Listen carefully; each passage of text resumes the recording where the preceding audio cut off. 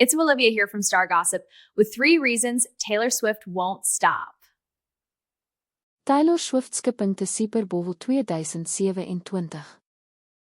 According to insiders, the global superstar is almost definitely not yet leaning to Super Bowl se halftime show in 2027.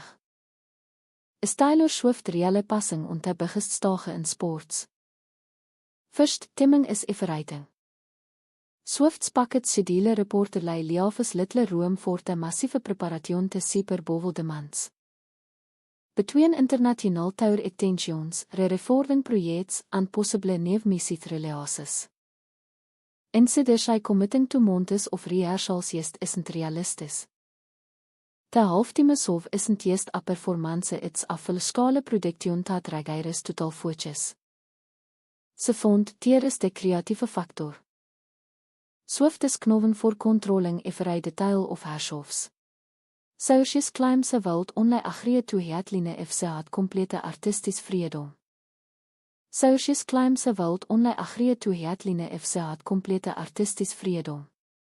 Witte de Super Bowl sticht structure, sponsor expectations, and time limits, it may not alligen with her vision. Witte de Super Bowl sticht structure, sponsor expectations, and time limits, it may not alligen with her vision. After dominating global stadiums and redefining the touring industry, some insiders suggest Swift may feel tears no russe. After dominating global stadiums and redefining the touring industry, some insiders suggest Swift may feel tears no russe.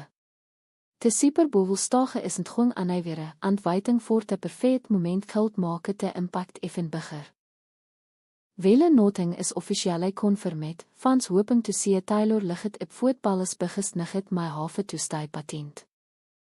When a thing certain, whenever she decades to do it, she'll do it on her own terms. And the world will be watching.